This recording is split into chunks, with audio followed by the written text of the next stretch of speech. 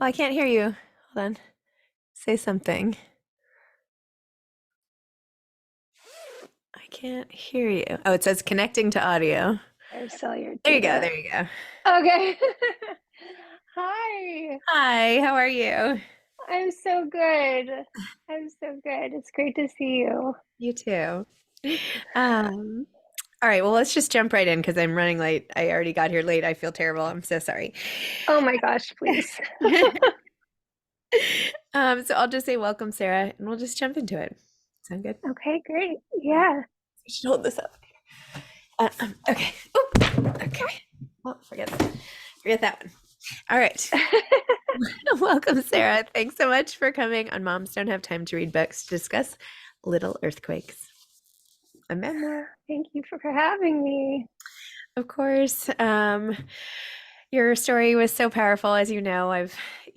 Been such a fan, and I just my heart goes out to you so much for everything you went through, and that you wrote about it, and did like there's just so much here, all mixed up, and it's it's a beautiful story. Anyway, so thanks.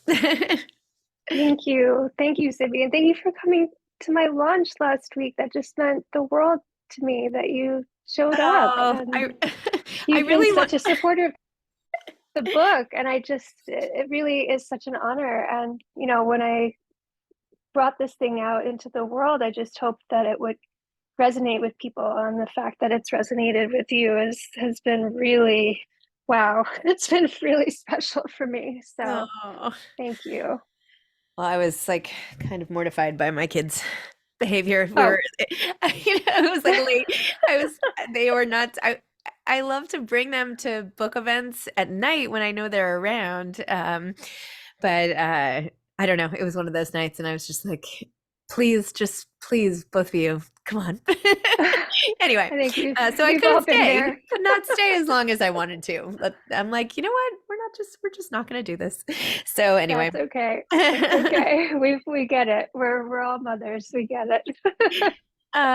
Okay, so please tell listeners a little about what your memoir is about, and when you decided that the journey you had gone through, I shouldn't use the word journey, the experiences you'd gone through, you'd actually ended up that you would write about it as a memoir. Like when did it take book shape in your head versus just life shape? So all of that.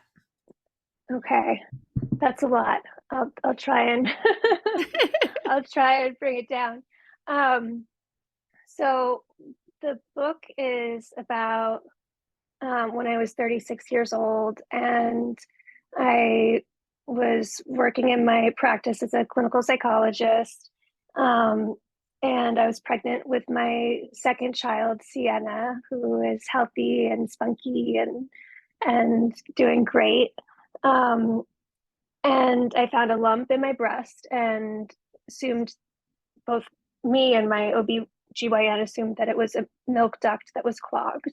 And I went to the doctor to get it checked out and maybe drained to help um, reduce any complications with breastfeeding after the birth. Of course, this lump was not related to breastfeeding or a duct issue. It was breast cancer. Um, and I found out several hours before giving birth to Sienna that this was stage 4 breast cancer, metastatic breast cancer. And it was in my back. Um, and it was an absolutely terrifying, traumatic experience. I was bringing life into the world and didn't know if I was going to be around to raise this baby and take care of my now 9-year old. But then after 3 months of treatment, I got another PET scan, and the PET scan came back clean. And there was no evidence of disease, which is called NED. I was considered a super responder. This is like an almost unheard of response to treatment. Um, and it was as if I'd been given this new opportunity to live. And everyone was celebrating around me and crying with joy and relief. And I felt nothing. I felt nothing. I felt guilt because I felt nothing. Because here there were so many other women with this disease who would just do anything to get this kind of response. And I felt nothing. Like, what a betrayal to these women. But I really was so traumatized and in this dissociated state that I was separate from my body. I didn't feel like I was in the room when I was hearing this news from my oncologist. And this kind of state of dissociation stayed with me for months. And I didn't really get insight into this process that was going on for me until one day I was lying in bed and I was just staring up at the ceiling for hours and hours and not thinking, not feeling, not sensing anything, feeling like I had completely lost my sense of self. And I realized, oh my God, like I'm really traumatized. And this is what I did for a living, was working with patients who had significant traumas. And I thought, well, maybe I can apply the treatment that I've worked on with my patients to myself. And it's this type of narrative therapy where you go back and it's kind of like an archaeological dig. You like try to piece together all of the memories of the traumatic event and face the most, gruesome, terrifying details and create a narrative with a beginning, middle, and end. Um, and you read it and you read it aloud and you kind of you habituate to it. It's a form of exposure. And I thought, okay, maybe I need to do this for myself. So sort of like out of desperation to wake myself up from this state of complete numbness and being in a fog, I started to write. And the words just tumbled out onto the page. And very soon I had this trauma narrative that I had written. But I realized I wasn't fully healed yet from the trauma and that I had more to write. And I grappled with what to do with that. I remember sitting on my terrace with my husband and saying, like, what do I do now? Like, I'm done with the trauma narrative, but I still feel like there's more for me to do. So um, I wrote a chapter about that. and then and then I started writing in the present about the unfolding of, living with a chronic illness, but also it became a story about trauma recovery and um, about finding my new self again, about finding trust in my body again, things that had been annihilated and had to be rebuilt over time and over new experiences. Um, and now, I have this book that started as a true experiment in self-healing that was not meant to be read by others. But once I got to 200 pages and like read the book, I thought, you know what, this may be a book. This may be a book. This may be a book for other people. And I think it really is at its like most basic. It's a book about how we can manage the inherent uncertainty of being humans and grappling with the unknown um, and navigating life circumstances that come our way that we had no preparation for, that come out of the blue. Does that answer your question? Yes. This is a show for you. There's no right or wrong answer. It's just a chance for you to talk about your book and all of that. So yes, it does. It's funny because it explains some of the more sort of it's not self-referential, but like the meta chapters where you're talking about writing, Yeah. so yeah, it makes a lot of sense. It's interesting because in memoir, you still have like a protagonist in characters. It's just yourself and your family, right? So I feel Mhm. like the character of your husband in particular was so well drawn. And I actually, it brought tears to my eyes in the beginning when you had called him and before you to tell him about your diagnosis, and he had been on his way to Arizona, and without even asking, he just got right on another flight and headed right home. I don't know, it's still Yep. just Yep. um, so tell me a little bit more about him, about um how this has like affected both the book, like having this be public, I guess, in particular, Mhm. and how this whole thing has affected a marriage, because that's another thing, not to delve into your complete private life. You don't have to go into the details, but you know what I mean. Just like this he's a character too. I sort of wanted a PS on him and you two Yeah. together, you know. Yeah. I mean, I've really tried to thank him and also honor him because this book is really our story. So I feel like it's our book. And Mhm. he's a lot more private than I am. And he really gave me the permission to write about our story. And that's a big deal. I mean, there's some like very poignant and romantic and um, beautiful vignettes of our relationship in the book, but there's also, there's some arguments that can get a little testy, and that's marriage. I mean, that's the reality of being in a relationship.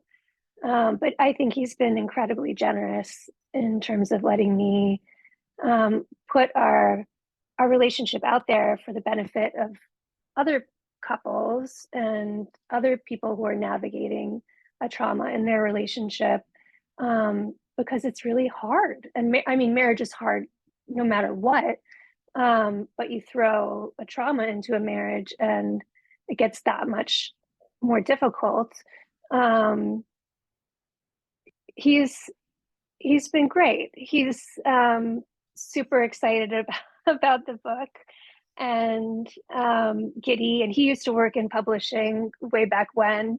So this is all really fun for him to see that I'm writing a book. And for years, he had told me, like, after I wrote my dissertation in grad school, he's like, you've got to get this published and you need Aw. to write a book. And so this is kind of his dream come true that I have a book now that's out. But yeah, it is complicated. It is complicated.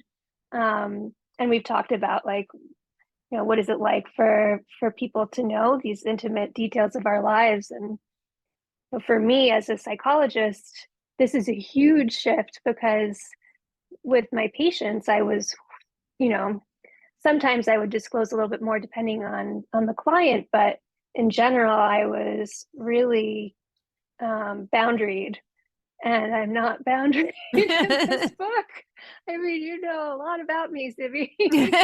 And so, yeah, but I think given what I can do now, I'm not seeing my patients, unfortunately, in my practice anymore.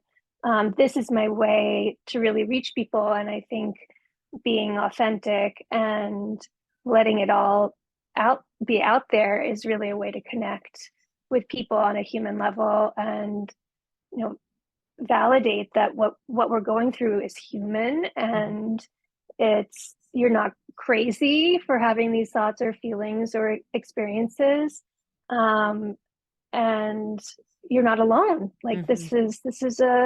this is something we know about. There's science here, Mhm. um, and I think that can really help in the healing process.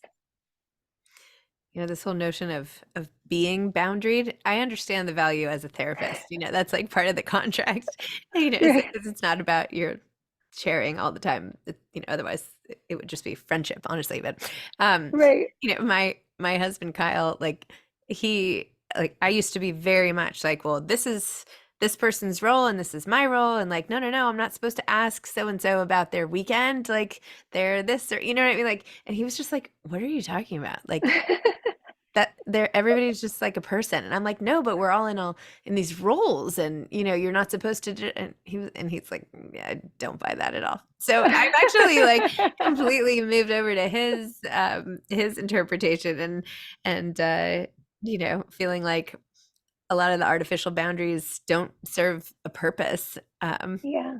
They just keep us not connecting. But anyway, it sounds obvious, but yeah. Yeah, I mean, this is what you do. You talk to people, and I mean, it would not be much fun if there were boundaries everywhere, because you wouldn't really get anywhere with That's the true. That people. would be very frustrating. Yeah. Um, uh, in terms of, and we won't talk much about this, but there was a PS at the end of the book where things end up going in a slightly different direction than the way we're expecting as the reader. Did you consider not even adding the afterward? Because I felt like that must have been a big Yeah, debate of whether or not to include it. for sure. For sure. I did consider not adding it. I mean, I was intending to send out the book before that PS happened in my Mhm, life. But then it just seemed so important mhm, and so in keeping with the message of the book that um, we can we can manage these really difficult life circumstances and get through them. Um, and I didn't want to shy away from that. mhm. It felt it it felt real and important. And um, no, I wanted to be me. I wanted to be fully me, and um, have the lessons really speak for themselves with that ending piece. Does Wow. that? Yep. Yeah. That, um, well, I'm glad, the funny thing about memoir, and somebody was just saying this, someone far, far wiser than me. I can't remember who it was. Maybe Tara Westover, who I just saw speak. But anyway, saying that like with a memoir, like it's never over. How can you ever really be Mm-hmm. done when like things continue to unspool in front of you all the time? But Mm-hmm. you have to like, it's that curation of experience that has all the power in it. So anyway, but complicated nonetheless. Yeah. Did you Yeah. did you find you turned to other memoirs of people sort of who've gotten through trauma or cancer treatment or other things, or do you eat that type of stuff up, or is that not your genre, or how do you feel about it? I didn't while I was writing because I was worried that I would be influenced. Um, when I was a little girl, I went to the beach with my parents, and there was a British family, and the little girl was talking about a spade and a pail, and I came back and I was speaking in a British accent. So I just didn't want to risk doing that in my writing. Um, so I steered clear of memoirs when I was writing my memoir. But after I finished my memoir, I went nuts reading memoirs. And Suleika Jawad, I hope I'm saying her name correctly, her Between Two Kingdoms was the first memoir that I read, which I thought was exquisite.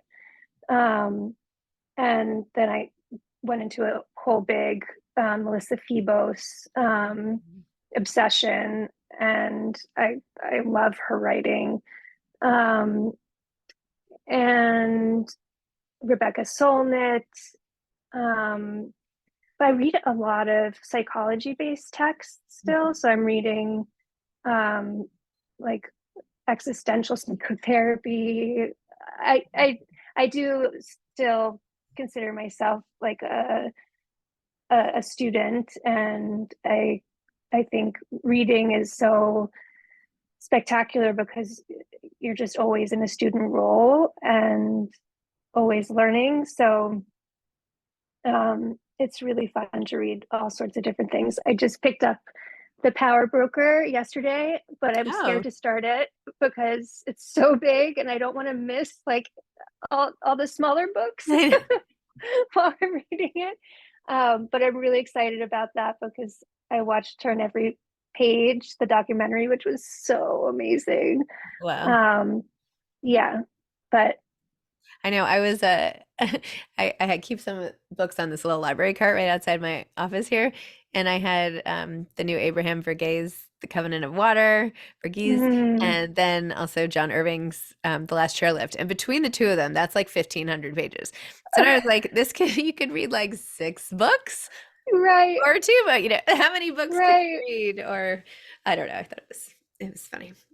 yeah, But there's something to be said for for the deep dive. yeah, for sure, for sure. Um, at the beginning of the book, by the way, you talked about someone called Hannah, who was like your Mm, model, sort of very cool person. mm-hmm, And in my head, mm-hmm. I was wondering because, and I'm sure it's not the same, but I was like convinced this was like a really good friend of mine who was going through treatment. I was like, I should just send her a picture of my friend and see if that's who it was. Who knows? It's Who knows? possible. Yeah. Yeah, I changed her name. She was absolutely stunning on the outside and on the inside and just beamed positivity. And she really just represented hope to me. And, I was just so happy to have a visual of that, something to hold on to, that there was something beyond the crisis days that looked luminous, that Mhm. looked healthy, that looked happy. Um, because in the crisis days, it's just it's terror and it's just putting one foot in front of the other. But she gave me kind of a guidepost to work towards. Um, and I've never seen her again. I don't know where she is or if I'll ever hear from her. Um, but wow, what a powerful moment to be able to find somebody who can really um, ground you and what how you want to go about this challenging life experience. It's great to have role models in the weeds, as it Yeah, were. yeah. I couldn't look as cool as her, but I could smile. Oh my gosh. Well, do you have any advice for either people trying to write memoir about a painful thing or, well, yeah, why don't we start? Why don't we do that? I know you wrote it mostly at first for yourself, but still, like what pieces of advice were most um, would you think? Would you share? well, as a psychologist, I can't help but um, advise being ready. Like there's a kind of readiness I think that's important when you start to write about your trauma, so that it doesn't overwhelm you and become really triggering, and debilitating in itself, the writing.